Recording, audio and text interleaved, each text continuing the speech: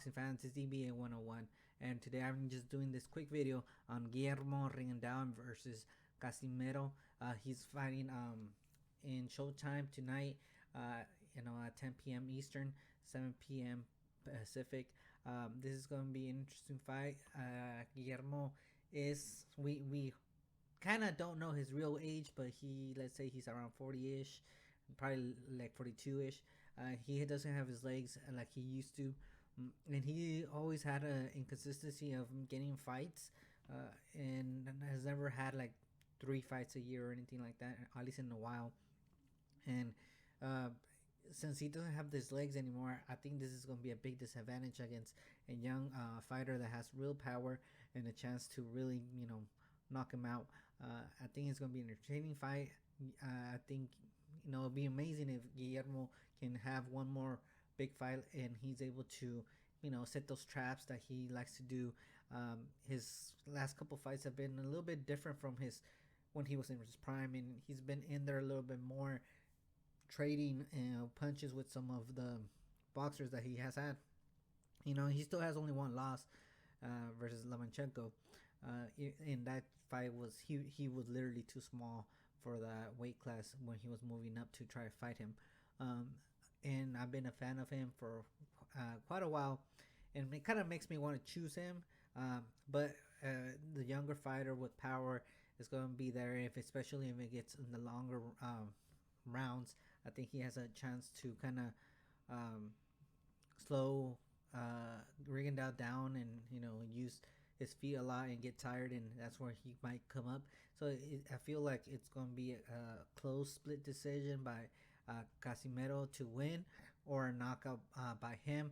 Like I said, I still give a lot of credit to Rigondeaux because he was an amazing boxer. He has good spacing, and even though older defensive fighters like, let's say, Mayweather, found ways to adjust during the fight and still be competitive and still beat some of the younger fighters, and I hope he's able to do so, because I'll be kind of rooting more for him. But in reality, I think Casimero is probably going to be the one who wins this fight. Then we have the other fight that's going to be happening is right here. I don't skip over these two, but there's those two available. One is going to be on ESPN, and the other one is going to be in the Zone. If you guys want some free fights there, I think this is early on. And then we have Vergil Ortiz versus Kavaliauskas, and this is versus the Mean Machine. Vergil Ortiz didn't look so great in his last fight against Hooker. It was, there was rumors that he might have had COVID during the training camp, and then he recovered, but he was probably not still himself. So let's see how he looks in this fight. Maybe it's also the layoff that he was. Everybody was coming back from the closed environment, or the hub where they were being locked up and for like the training camp, really kind of bad. And some people were getting hurt that usually don't get hurt frequently. And just after the pandemic, when everything was shut down, people were not probably working out as much.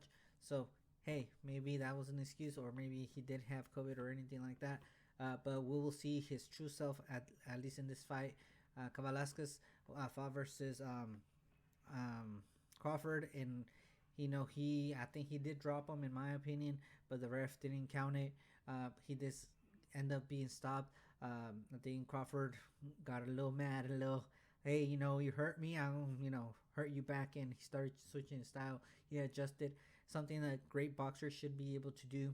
They say, a lot of people say, hey, this fighter is capable of doing this and doing that, but did they really do that during the fight? Did they really adjust? So I think he has, that's what happened with Crawford. The Crawford adjusted, but Kavaliauskas was probably a little bit more like counterpuncher type of fight. So I do see Vergil Ortiz putting on the pressure, and I see a competitive fight where a lot of punches are going to be thrown, and Vergil Ortiz could be the second person to stop Kavaliauskas. But maybe Kavaliauskas been some experience now against Crawford, and maybe knows now how to survive and learns from his loss, and he can maybe be the first one who takes it Vergil Ortiz to the 12th round and decision. But at this point, I think Vergil Ortiz will be stopping him in the 9th to 10th round. I think every time now that Vergil Ortiz is fighting up better opponents, the stoppages are coming later in the rounds. And at one point, he's on and his streak. He's trying to go, I think, 18-0 with 18 knockouts, and we'll see if he can get that. Well, like and subscribe, guys. You enjoy those fights today. There's plenty to see. Whatever platform you have, check them out. Peace out.